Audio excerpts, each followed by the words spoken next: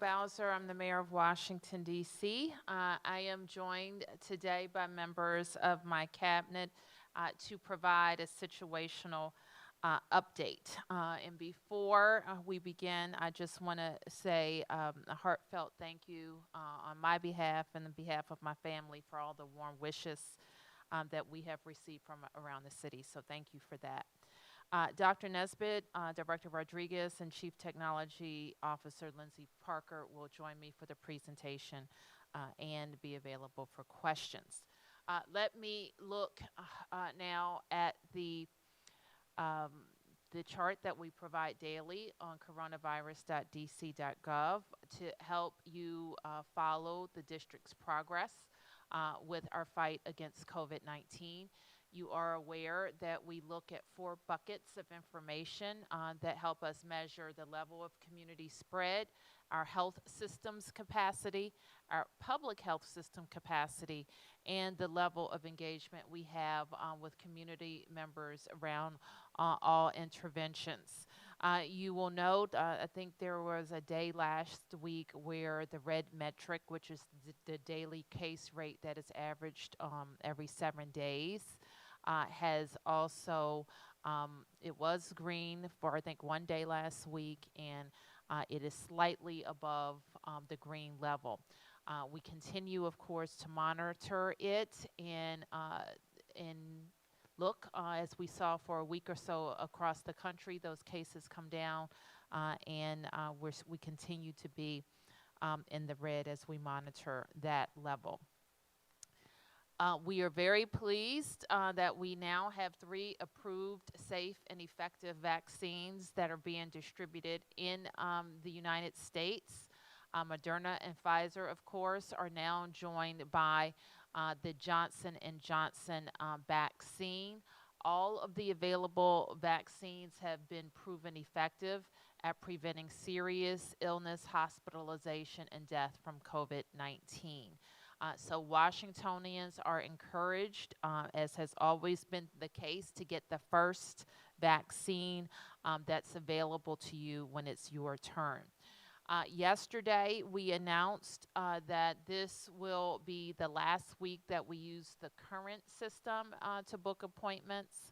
And DC Health and the Office of the Chief Technology Officer have been working with our vendor, Microsoft, to ensure a better user experience this week. Today, we opened our vaccination portal with 5,750 appointments. And the priority were the priority zip codes could log in, people who are 65 or older or between the ages of 18 and 64 with qualifying medical conditions. Tomorrow, on Friday at 9 a.m., another 5,700 appointments will be open also to DC residents 65 years or older and DC residents 18 to 64 with qualifying medical conditions, and all zip codes can log in. I've gotten a report from the team that today's access to the portal was smoother with increased server availability. A waiting room was added that allowed 3,000 users to access the appointment questionnaire at that time. And other technical things were removed or made better so that users could access appointments easier. So I am pleased with that. I want to thank our team at Octo, Lindsay Parker and her team, as well as Dr. Nesbitt and her team, and the vendor who was able to perform. A new path forward for vaccination appointments as well, and we'll spend a little bit more time talking about that. You've heard Dr. Nesbitt in previous weeks talk about what a different system would mean for how DC residents could register for the vaccine. And we're going to talk some about that this morning. This, of course, also comes at a time where we are getting more vaccine. which we know is going to be better for everyone who is demanding vaccine, who's ready for vaccine, is taking vaccine, that we will have more doses and appointments available, in addition to having a different way to register for the appointment and have DC Health notify you when it's your turn. Equity will continue to be a priority, and the DC Health will continue to set aside appointments for residents living in priority zip codes. So let me now turn to Ms. Parker, who will talk a little bit about what DC residents can expect with a different registration system. Well, thank you, Mayor. And yes, we've been working in coordination with DC Health for almost a year on a number of different technical solutions. And one of the solutions that we've worked closely with, especially over this past week, has been the vaccination appointment scheduling system. Going forward, we are looking to introduce a pre-registration solution. You'll see the first slide that we're showing you. It looks very similar to what you see today when you go to Vaccinate.dc.gov and you go to the portal. We're not trying to change the process all that much. We want people to become familiar with what they need to do. And so as you go forward and you click the button, you take the questionnaire, you're going to see some of the same questions that you've already seen in the portal today, including, are you a district resident? Do you work in the district? And then what work setting you work in. You actually have to list more information about whether or not you have severe reaction to a vaccine before, and whether you're under isolation or quarantine for COVID at this moment. And all of these questions you can actually see already on the portal that exists today, Vaccinate.dc.gov, where there's actually a how-to guide to make sure that you're collecting all of this information even prior to getting to a point where you need to enter it into the pre-registration system. The next part of the pre-registration system is simply more information about your address. Next is any severe reaction to a vaccine, further resident information, name, middle name, last name, and then you're done, and you've pre-registered. At that point, you'll see a confirmation slide on the next, on slide 11, sorry. Once you do that, you'll then receive an email with more information about the fact that you've registered, including a link to learn a little bit more information about preventing the spread of COVID. After that, you'll wait until DC Health makes the determination that you're a part of a group that will be asked and invited for an appointment, a vaccination appointment. We are working on making sure that we have accessibility built into the solution, so whether or not you'll get an email, phone, or text, you'll be able to determine that in your pre-registration answers.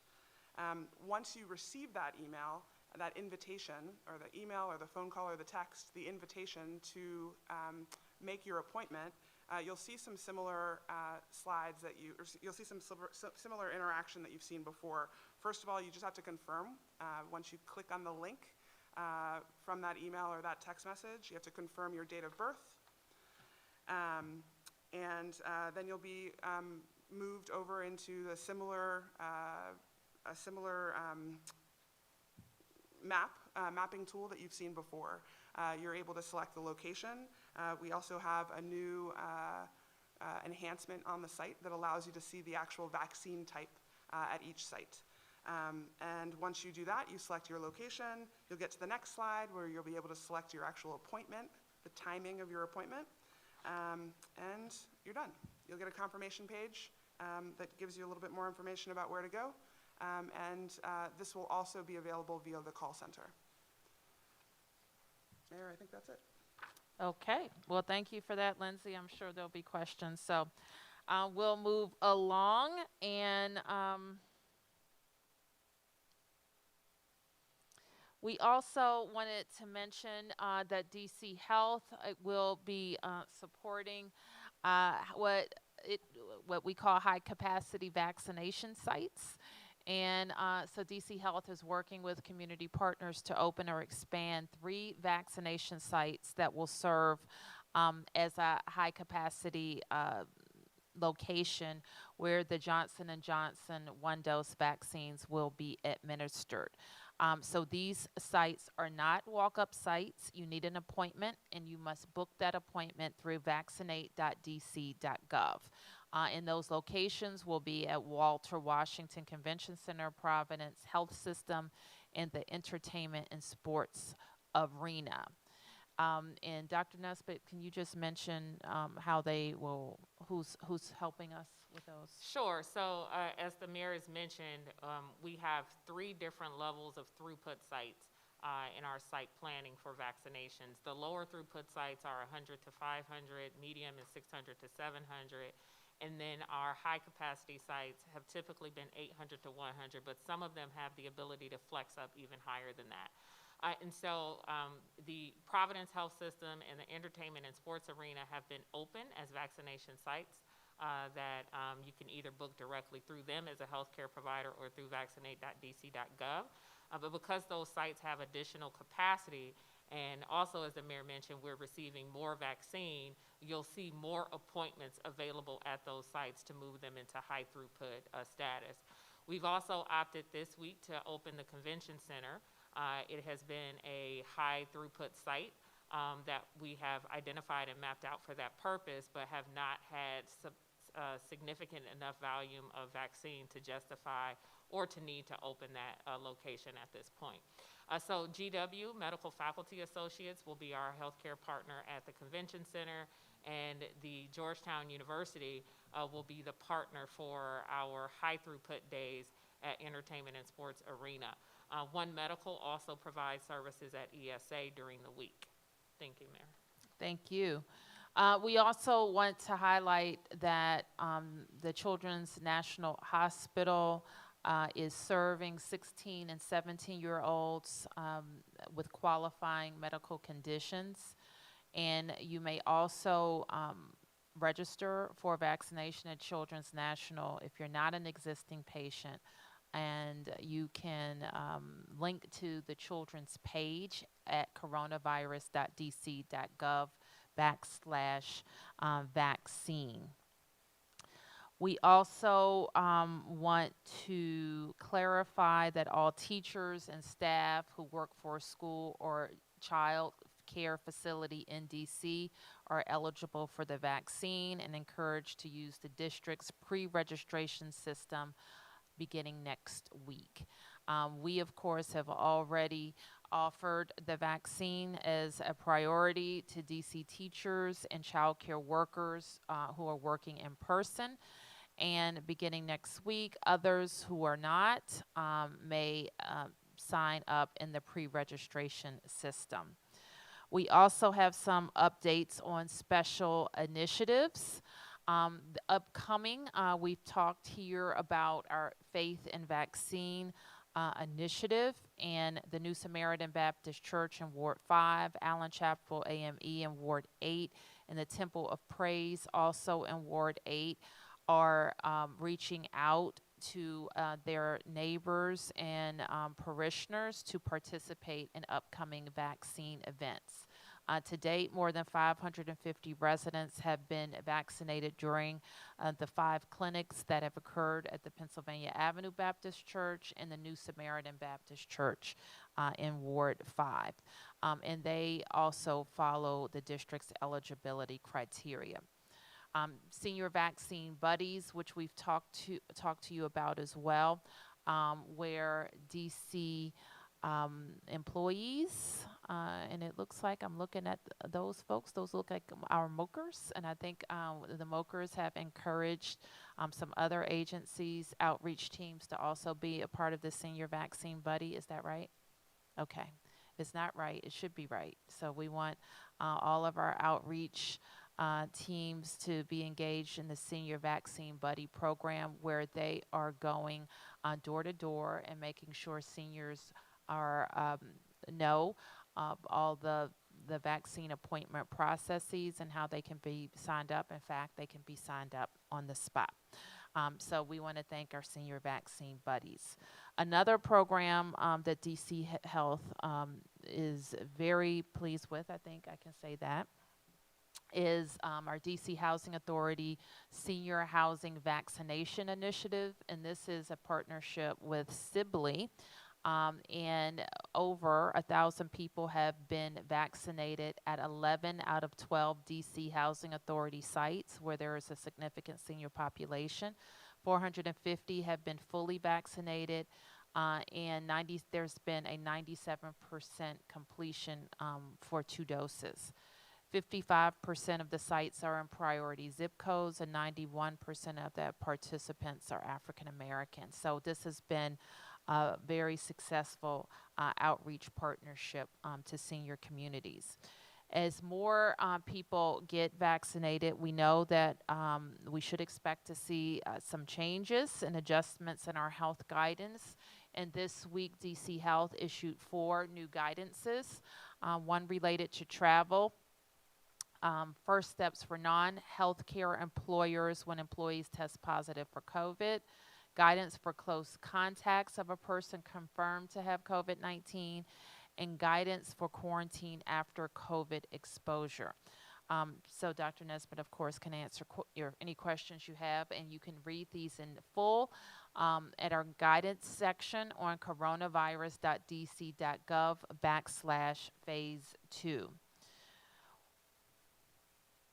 And let me just say something about one of the guidance documents related to travel. And actually, I'll turn to Dr. Nesbitt to talk about that a little bit more. There has been some additional guidance from the CDC around the need to quarantine after a person has been fully vaccinated. And our guidance documents explains in detail what it means to be fully vaccinated because it's not the day you get the dose. So that's important to note. The recommendation is that individuals who have been fully vaccinated, if they have a COVID-19 exposure within the first 90 days of being fully vaccinated, they would not need to quarantine unless they begin to develop symptoms, of course. And then they would need to isolate immediately, be tested, and receive further guidance from their healthcare provider in DC Health. Because of the change in the policy around individuals who are fully vaccinated not needing to quarantine for the 90 days after they are fully vaccinated, it was important to us to ensure that we were not only providing this guidance to healthcare providers, our public health team that does contact tracing and engages with the public, but also to have it reflected in our travel guidance. The goal of the travel guidance is to decrease the likelihood that individuals who have exposure and may convert or seroconvert to COVID-19 become positive after that testing prior to arriving in the district, even if they were asymptomatic. We could catch those cases and reduce the risk of spread. If a person who is fully vaccinated is believed to be at reduced risk for transmitting the virus to other people for 90 days after they are fully vaccinated, we are comfortable with reflecting that in our travel-related quarantine guidance. So we still have travel guidance. People still need to be tested before they come to the district, especially those who are not vaccinated. But any individual who is fully vaccinated will have some exemptions to the travel guidance policy. Thank you, Dr. Nesbitt.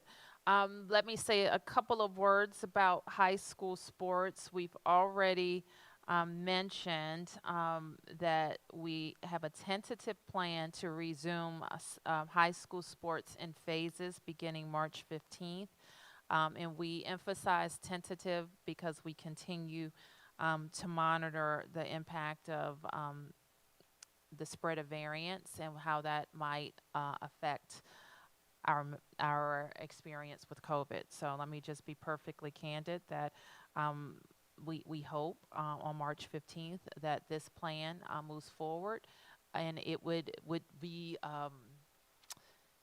paused. It would not be able to move forward if we saw any significant changes in our metrics. So let me put that out there. But it has been made very clear to us from schools and parents that they want some planning time, and we're being as helpful as we can with that.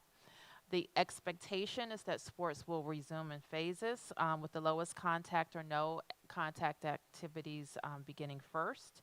and proceed accordingly and safely. So let me move on to say, unrelated to vaccines, we just want to remind everybody that if you see something unusual, to say something. After the violent insurrection on January 6th, we remain at a heightened level of vigilance and preparedness. And so I just wanted to ask Dr. Rodriguez to say a bit more about the city's security posture. Thank you, Mayor. As the Mayor mentioned, one of the most important programs that we have in keeping our city safe is the See Something, Say Something campaign. So we want to make sure that residents and businesses make sure that they do perpetuate that message. They know how to report suspicious activities. And it is important to note that this is suspicious activity, not the way someone looks, not the way someone dresses, but behaviors that are reasonably indicative of violence or terrorism. And so here on this slide, we have how to contact MPD and how to report that suspicious activity. Thank you, Mayor. Thank you. And finally, happy Women's History Month. We, of course, have many brilliant women here in D.C., and I want to thank all of them for advancing the causes of equality that we continue to fight for in our country, including making sure that workplaces honor the hard work of women, promote women because of their merit, and ensure that they have safe workplaces. And I'm proud that DC government is one of those places. I want to acknowledge two outstanding women who are with me today, who have been leaders in making sure the district can respond to COVID-19, Dr. LaQuandra Nesbitt and our CTO Parker. So thank you for your hard work. So with that, we'll take questions. Yes, Mark. Good morning. Good afternoon. Good afternoon. First, I think I speak for all of us when I express Thank our you. condolences to you and your family. Thank you, Mark. Could somebody talk a little bit more about the pre-registration process, and will you, starting next week, continue to alert when different phases are, as you have been, like when new groups become eligible, and what people should do if they don't pre-register? Can they still then go in when they see that their group is available? How will things change going forward with pre-registration? Sure. Let me ask Dr. Nesbitt to talk about that. Sure. So thank you, Mark, for the question and opportunity to clarify or add additional context. I think, I'm extremely appreciative of the support and leadership we've had from Director Lindsay Parker over the last several months, including helping to set up our testing infrastructure that I know many people use on a daily basis, and then extending that capacity to our vaccination infrastructure. We will always provide information in terms of our moving to a next phase or a next tier of a phase. So right now we're in phase 1C, tier 1, only activating the 18 to 64-year-olds with qualifying conditions. When we get to a point where we're able to add more essential workers or getting ready to move to the general public, we will notify individuals of that. It's important to note that the pre-registration system is not a one-time event. So when the system goes live next week, people will have, until we're done vaccinating or transitioning this initiative to the private sector, the opportunity to go in and pre-register at any time. The online portal will be available 24/7, 365, barring any need to make updates related to maintenance or anything where the system would have to go offline temporarily, and we would notify the public of that. The call center's hours of operation will remain as they are. They're typically 9 to 7, Monday through Friday, and then we have some weekend hours that are a little bit shorter, still 9 to 4-ish. So that time, anyone can call in and pre-register for a vaccine appointment.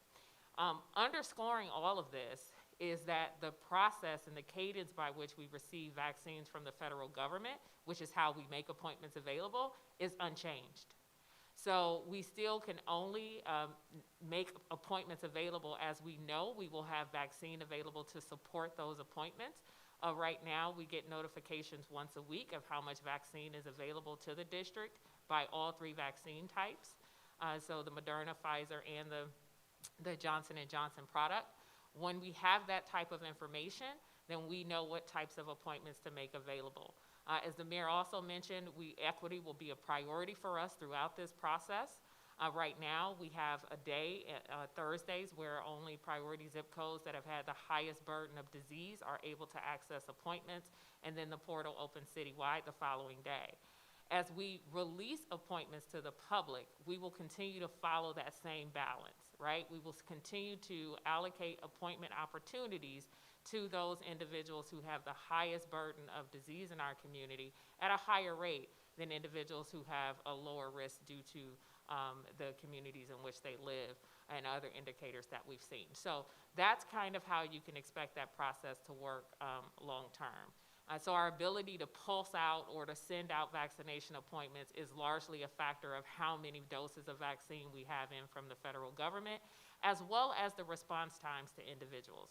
So we can highlight here that booking through the portal is one option of many that exist. It's the larger option for people to come in and access the most appointments at any given time, and that number will continue to increase. However, your healthcare provider has vaccines for you. If you would go and receive care at any of the healthcare facilities, the hospitals or health systems in the district, any of the federally qualified health centers in the district, they all have vaccines, and our dialysis centers have vaccines. So there's other opportunities for people to access appointments, and their vaccination appointments are not all exclusively booked through the Vaccinate.dc.gov portal. So those are we know that people may get vaccinated somewhere else after pre-registration, and that will impact our ability to send out more appointments to the next group of people after folks decline. When will people be able, is there a date certain when people can begin to register, pre-register? Our goal is to have it in place next week, where we would not necessarily have the need to push out appointments in the same process that we did today. Yes, Amanda. Thank you. And yes, I just want to reiterate my condolences to you and your family, Ms. Mayor. My question has to do with just a follow on Mark's question. When you say you're prioritizing residents who carry the highest burden of disease, can you further clarify, like, is DC Health looking, when they begin sending opportunities, notifications, are you starting with seniors first? Are you starting with? So I'll give you an example. So I'm clarifying that this is an example because I know sometimes it's the posture here to say on date such and such, you said exactly this would happen. And we have requested repeatedly the opportunity to have a flexible program that is adaptive to the needs of our population. So we have rolled out the vaccine in terms of priority eligibility based on the individuals with the highest risk for disease, severe disease, hospitalization, and death. That's what we call our morbidity and mortality group. So starting with people who lived in long-term care, right? And then we also have another group, another parallel arm around preserving societal function. So essential workers that we wanted to ensure that we could protect very early on so that the services that they provide that cannot be disrupted will continue to go on. So healthcare workers, for example, were in phase 1A. So when I say something like the highest burden of disease, I'm also referring to the zip codes that we have prioritized to ensure that where the most COVID-19 disease has happened in the district, that they have the individual to access vaccines, right? That they're not being moved out of the system, that we are balancing their access and creating access specifically for them. We've done it by ensuring that the majority of our vaccination sites are in the communities that have the highest burden of disease, and we need to continue that process through the appointment scheduling system. It's not effective to only locate the clinic in a community that has a high burden of disease. You have to actually facilitate the process of them accessing an appointment. So what this could look like is half of the appointments we give could go to those priority zip codes and the other half would go citywide. And then within that rubric, we may also make some changes in that 50% and 50% to say, okay, now we're making fewer seniors are signed up or fewer seniors still need left to be vaccinated, so I don't have to account so many for that phase. I may be able to give more vaccines to people who are in the qualifying conditions where risk is lower than being over 65. So hopefully that gives you some context in terms of what we're thinking. So you're right. So what I'm hearing you say is you're looking at zip code, age, medical history, I mean, the things that you. Correct. Yeah. The phases by themselves, Yeah. right, are a indicator of what your risk and your risk for severe disease and illness are if you get COVID-19. So individuals in long-term care facilities we're taking care of through a special initiative. Then we move to people over 65, and then individuals 18 to 64 with qualifying medical conditions. So you can appreciate, I hope, that our priority would still be to get our seniors vaccinated and to then get individuals 18 to 64 vaccinated with qualifying medical conditions. So seniors are likely going to be highly favored in our system for getting access to appointments because their risk for severe disease, illness, hospitalization, death is higher than the general public, okay? And it's higher than individuals in groups 18 to 64 with a qualifying medical condition. The second part to that I want you to understand is that geography matters to us in the District of Columbia. And we've been ensuring that residents who live in certain priority zip codes will get access to appointments. We're going to hold to that commitment when we go through our process. And how is date of registering factoring? And also I wanted to ask, are you encouraging everyone to pre-register next week? Can it handle the demand? Can you repeat your first question? Absolutely. How does date of registration factor into this? Okay. So chronology is our least favorite, is the thing that we will wait the least, right? So just because you go into the system the first day that it opens doesn't mean you're going to be the first person to get a vaccine appointment. It has to do, again, with those priorities that I've just listed to you. Over 65, 18 to 64, living in a priority zip code, and then we look at the essential workers after that.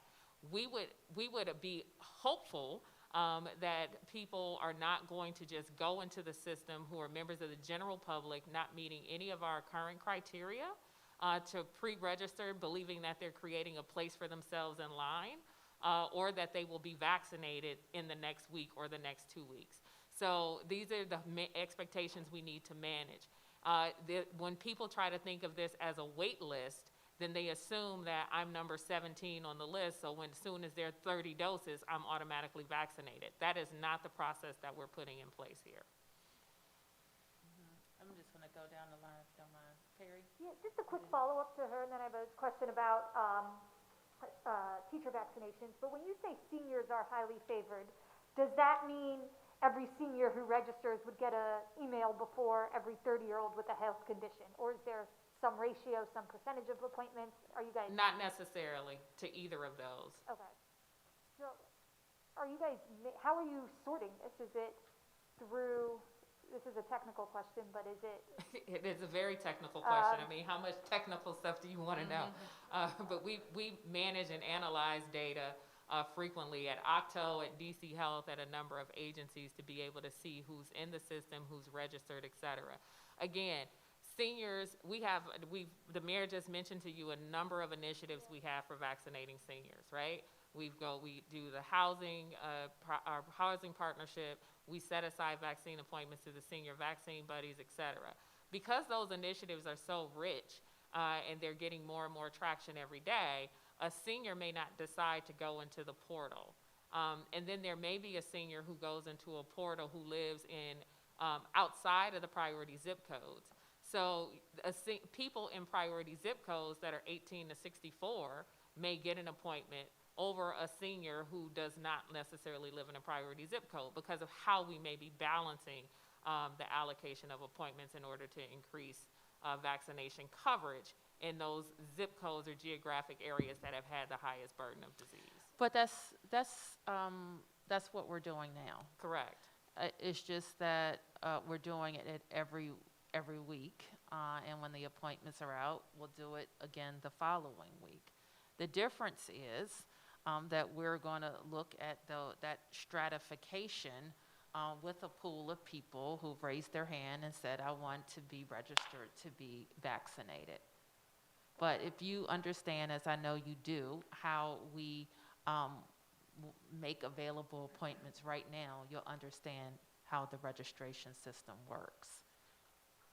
And thank you very much. Can you explain teachers? I know you now have, today you announced that more teachers would be eligible for the vaccine. How is that prioritized? Are they just part of this big group that's qualified, or is it a separate kind of wait as we look? I know you mentioned essential workers. But yeah, can you explain how teachers and when they can expect to get the vaccine, assuming, you know, if they're, People can expect to get the vaccine when they get a notification email from us. But before Yeah. you answer that, because I don't want anybody to think that DC teachers haven't been vaccinated. We have vaccinated, is it I'm not remembering the number. Well over 3,000. Over 3,000, and that doesn't include the child care workers. And teachers were prioritized in our distribution system starting January the 25th. There are teachers who are working at home and will work at home for the rest of the year. But we have also, and then there are others who are working at home now who will come in. So there's many groups of teachers. And we actually think the group of teachers who remains to be vaccinated is not that large. So those teachers will, as I said earlier, be able to register with the new system. because I guess my point, I realize I think something like more than 90% of people in school buildings, anyone who wanted it has had the vaccine who are in school buildings now, and now looking to term 4, a lot of, I've heard some principals tell their families that, you know, they see as teachers getting vaccinated, the ones who are still virtual, key to getting them to volunteer or to come back. And I know you have said that, you know, reopening is not contingent on vaccines, but I am curious if you think these teachers stand a chance with this system to get fully vaccinated before 4th term starts. We won't put any condition on when we determine that our school demand needs more adults in the building, as you know. Yes, Thanks. Thank you, Mayor. And again, let me share my condolences. Thank you. Your loss.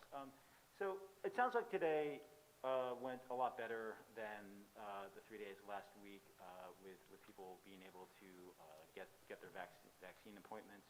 But with the new site coming next week, are you doing user testing with people who, especially with the people who live in those high-risk areas, those high-risk zip codes? And is testing being done to make sure that the new site doesn't crash under what, you know, presumably will be a very heavy interest? Let me turn to Lindsay to talk about preparations. Yep, thanks for that question.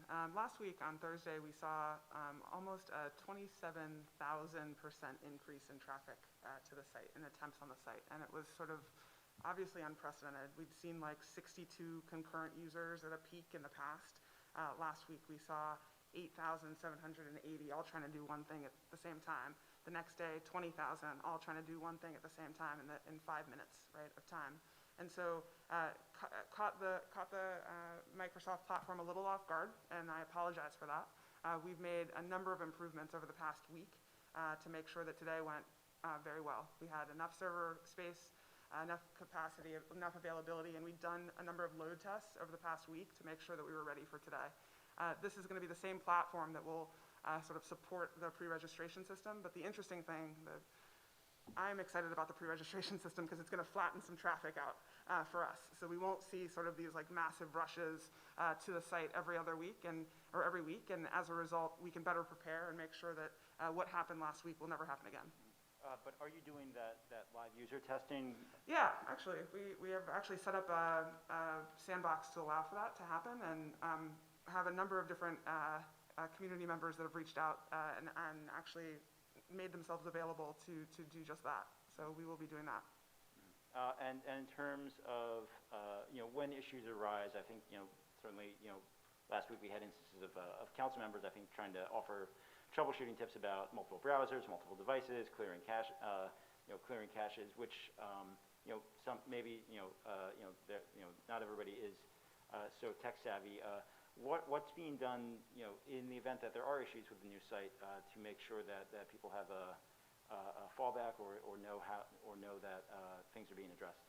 Well, I would start by saying over the past few days, we've taken a look at every single error message that you could possibly receive on the site and really thought about the wording to make sure it's super accessible to anybody that's using the the application.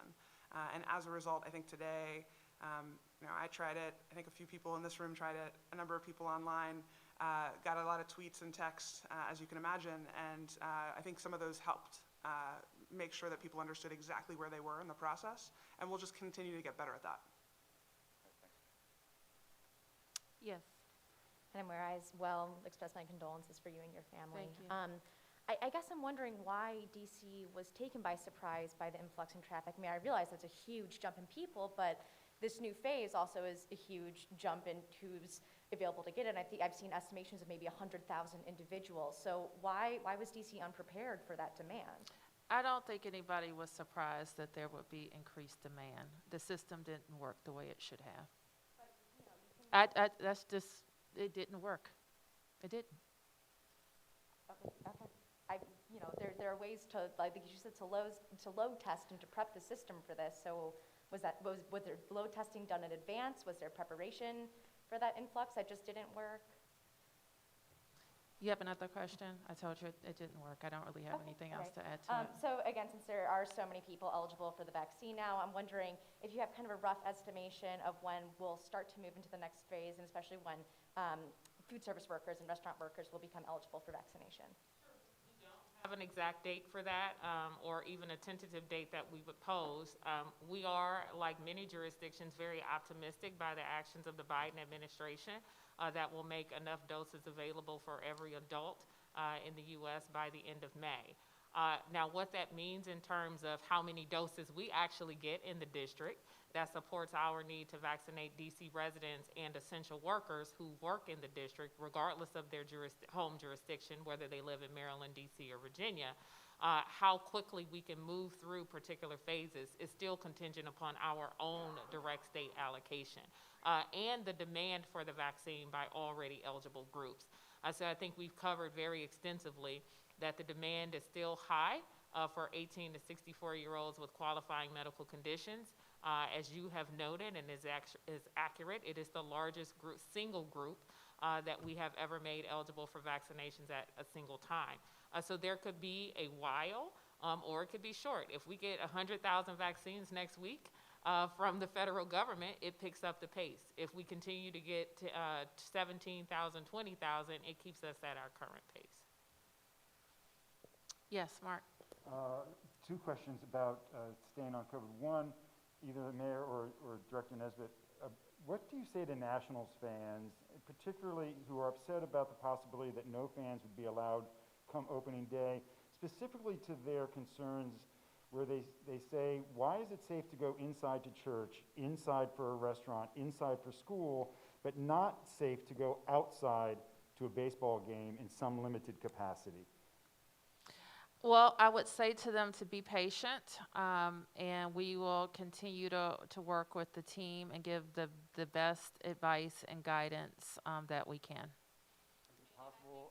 From a public health perspective, Mark, I think you've heard us state on a number of occasions, even as we've been rolling out vaccinations, that the need to continue to wear your mask, to wash your hands, to keep your distance, and to avoid large crowds is still very real.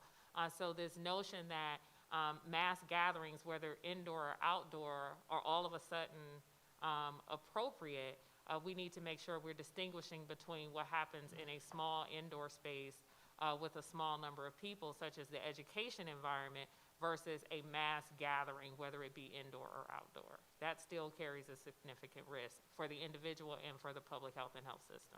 And then Dr. Nesbitt, can I ask you about your visit with Vice President Harris? Can you tell us if you just now complained about wanting more doses from the federal government? Have you gotten a written answer to the FEMA letter about federal doses being allocation for federal employees? And what did you say, if anything, to the Vice President about increasing the allotments and the inequity that you see here in the district? Well, I'll let Director Rodriguez speak to the FEMA request. But as you attended the event, I think you heard a number of us on a number of occasions talk about the need to have more vaccine available to meet demand. That is not a comment that goes unsaid to the Biden administration from the District of Columbia. We're very clear on our need to have more vaccines. We believe that more people in communities of color, more of them would be vaccinated if we had more vaccine. It's not just about identifying the place to give the doses. It's not just about changing the scope of practice for healthcare providers as ways of creating access. If you don't actually have the product, you can't get shots in arms. I think I'm okay. I think I've clarified for you that in the context of our full discussion that we had, we talked about vaccine access broadly. Amanda? Oh, I'm sorry, letter? So, Mark, the way that we request federal resources is through a system where we put in a resource request form. It's called an RRF to FEMA. That request form has come back to us as not approved. Amanda? Oh, yes, thank you. I guess a follow on that is how does that impact your planning? And what was our total shipment this week? I may have No, it missed wasn't in here. It wasn't in here. I didn't mention it. We received the same number of Moderna and Pfizer vaccines, which I think is around 17,000 or so. And then we had access to 6,000 Johnson & Johnson vaccines as well. Okay, so that's like that's an up, It's right? up. I don't know if it's It's our up highest well. shipment? Okay. Yes, Oh, yes, it is? yes, Okay. it is. Mhm. Okay. And as far as the Johnson & Johnson, I wonder if how you're thinking about this because it's a one-shot dose. And I don't know if there are ideas about more mobile sites, if you would ever consider a walk-up site. How are you thinking about it just because it's so different from the Pfizer? Yeah. The easiest question you've asked me is whether or not we're going to offer a walk-up site for a large number of people. And our immediate reaction to that is no. Things need to be done decently, in order, and it is very frustrating for people to come and stand on queue for hours. We know this from H1N1, and to be told that we are now out of vaccine. So scheduling in advance, whether you're scheduling in a place where 30 people are going to be vaccinated that day or 3,000 people are going to be vaccinated that day, is a better customer experience and is what the public wants. Now, Johnson & Johnson does have some differences in terms of its storage and handling requirements, as well as it being a single dose. We've heard from people in our just daily conversations, and anecdotally, we haven't officially collected any data for this, but there are some people who want just one dose. They only want to get a shot one time, and they have various reasons for that.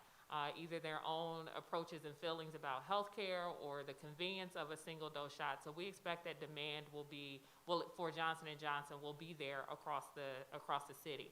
We had as Director Parker displayed on the screenshots where the dose that is available, or the type of vaccine that is available as a parent, that actually happened today as well. And all of our appointments were claimed. So people know they're going to a place that has Johnson & Johnson. They know they're going to a place that has Moderna. They know they're going to a place that has Pfizer. The storage and handling requirements may offer us some more flexibility around doing more mobile type initiatives. We probably may be thinking about mobile differently. I'm not thinking about mobile as in driving a van around a community. Mobile for us is like a one-day site somewhere. That does create the opportunity for us to do that, because community-based organizations who want to host those types of events won't necessarily have to have the freezers and all of those things.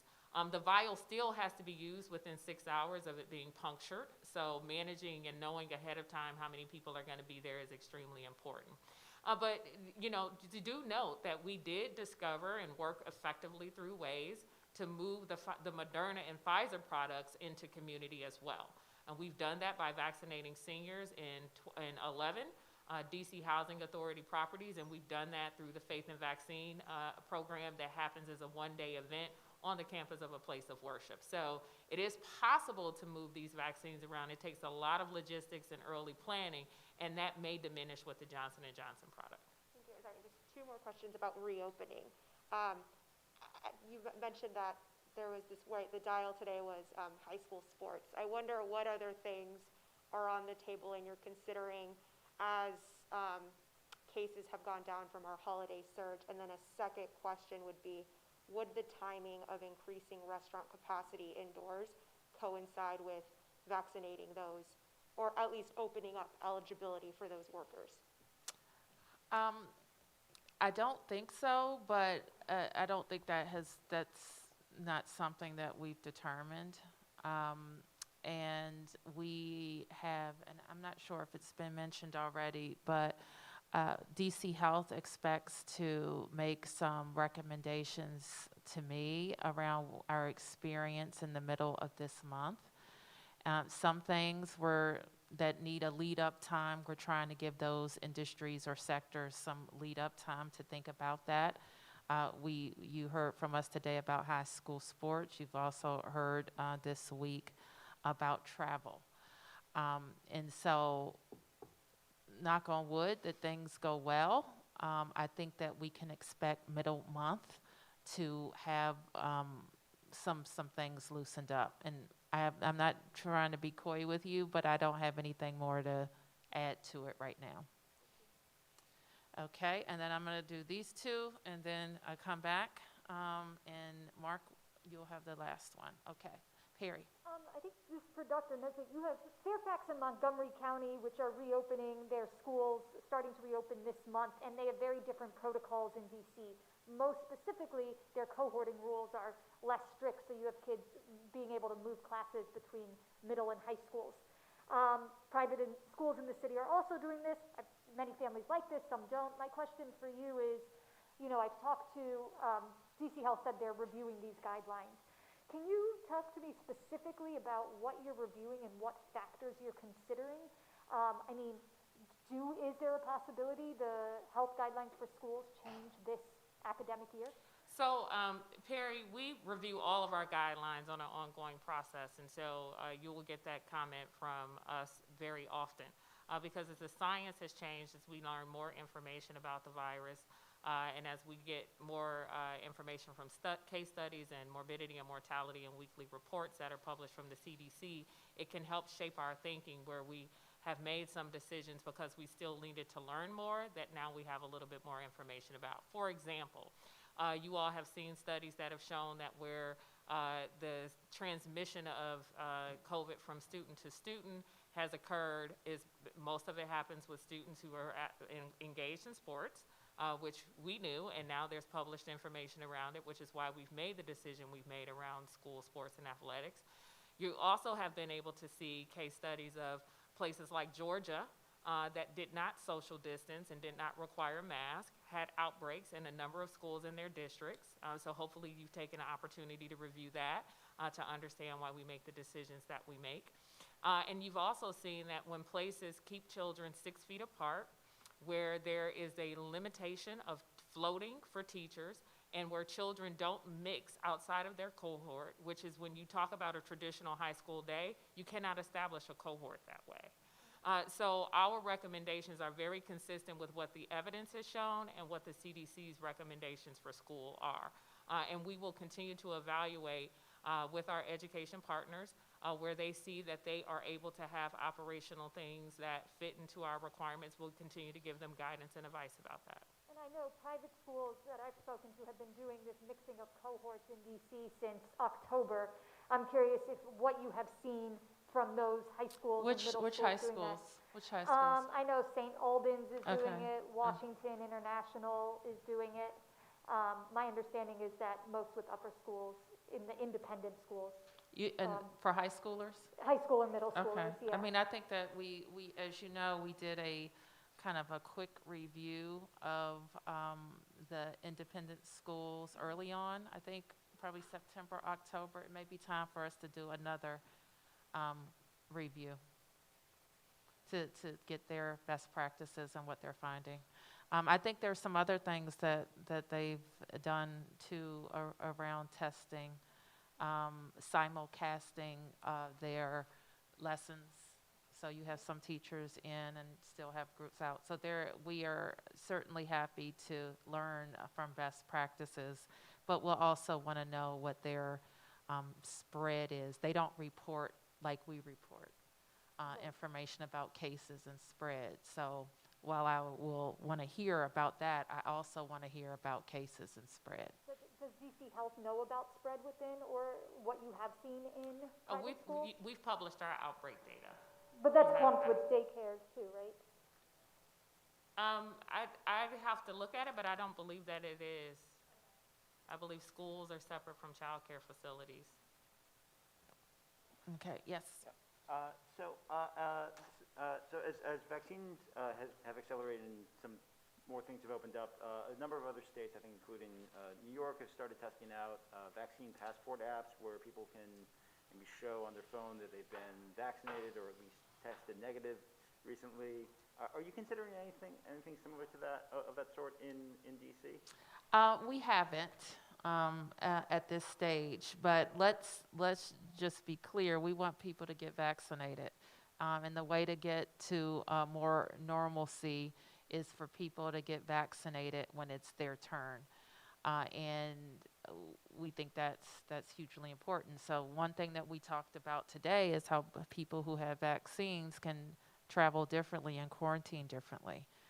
And I don't know what type of continued advice and guidance we'll get from the CDC around this, but it's better to be vaccinated than not to be vaccinated for us to get back to a normal way of life. We haven't. Yes, ma'am. Yes, Capitol Police apparently have requested that National Guard remain at the Capitol for at least another 60 days. I know previously you've said there would have to be some kind of viable security alternative for the current measures to come down. I'm wondering if you have any better idea of what those alternative measures might look like and when they might come to place. We've seen reports saying that fence might be up as late as September. Is that your understanding? That is not my understanding, especially in its current formation. And I think they've already made some adjustments to it. I had an opportunity to talk to I'm not sure what they're calling that committee, but the initiative that General Honore is leading, the chief, Director Rodriguez, have all had a chance to talk to them about our perspective. And so I think they will have an interim report that they will advise Capitol leadership on, and we expect to continue to be involved in those discussions. I also made clear that we wanted them to look to MPD as an additional resource. There's none of our police departments in the region should think about how to go it alone. That's why we have mutual assistance agreements. So I think it's important that in any permanent update to the Capitol Security Plan that they're thinking of it in that way. Did I answer your question? Did you have something else in the?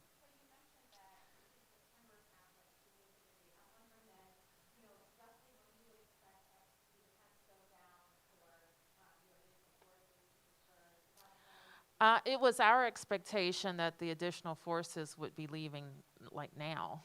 And so the Director Rodriguez briefed me on this request.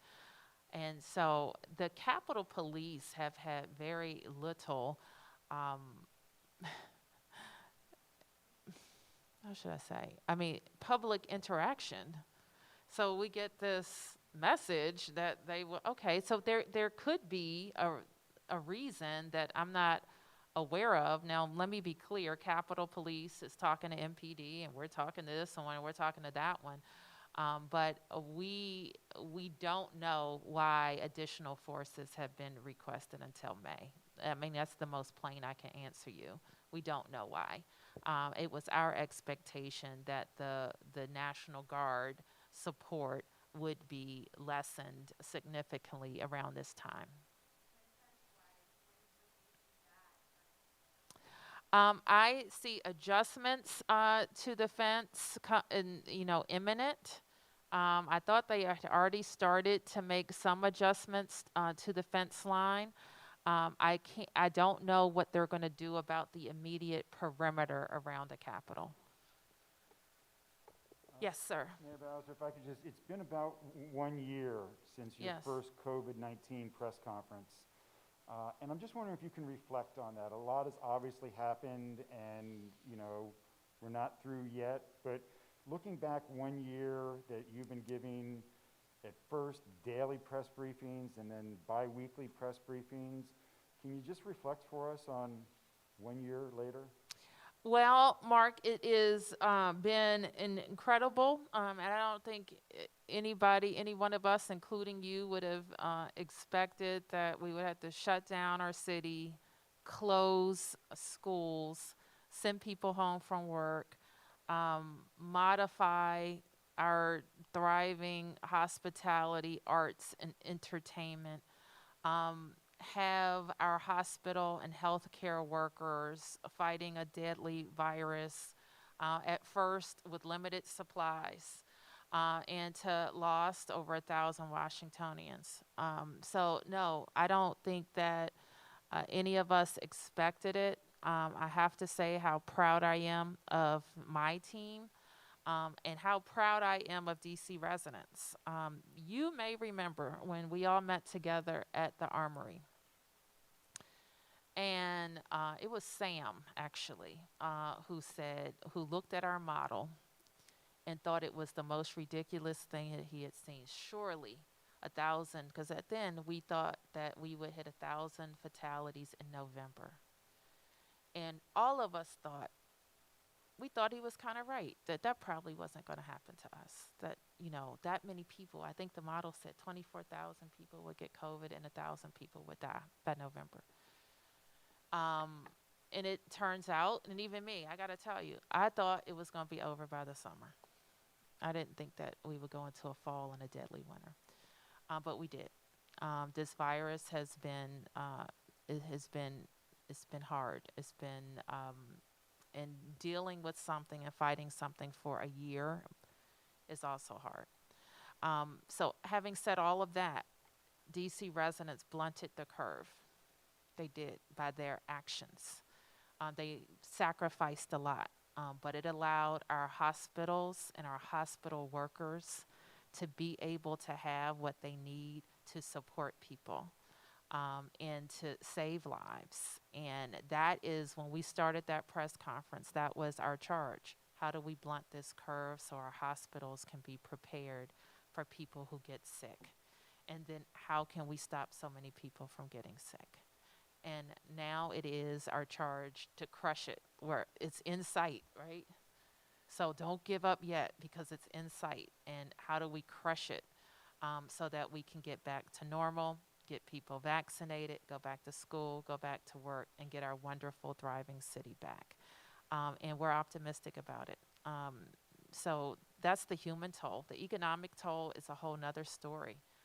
We've had many people who haven't been that affected economically, quite frankly. Some are even better off. And then others have been wiped out. Their businesses, their savings, their hope about what's coming next. And everything that we do in our recovery has to be, how do we support them in this period of relief?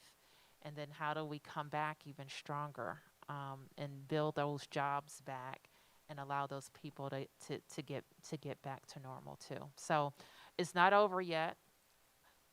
As bad as it's been because of people's sacrifice, it wasn't as bad as it could have been. And it's not over yet. So that's my general assessment. Not that eloquent, but true. And just everybody, if you continue to follow Dr. Nesbitt's advice, we'll get to the other side of it. And the last thing I'll say, even in the last several months, that we just see that the commitment from the administration to produce those vaccines. Just a few weeks ago, we thought that every adult would have enough. We would have enough vaccine for every adult by July, and now that number is May. You know, that time frame is May. That's two whole months where we can have most of our adults vaccinated. That changes a lot about how we can recover from this virus. So I pray that is the truth. And more than that, that all of these systems and technologies that we're asking to do things that we never thought, from scheduling tests to vaccines to delivering unemployment. We're making all of those things work as best that we can to get people back. But I want to thank all of you guys too for, I'm sure, doing your jobs in the ways that you didn't think you would be asked to do either. So thank you.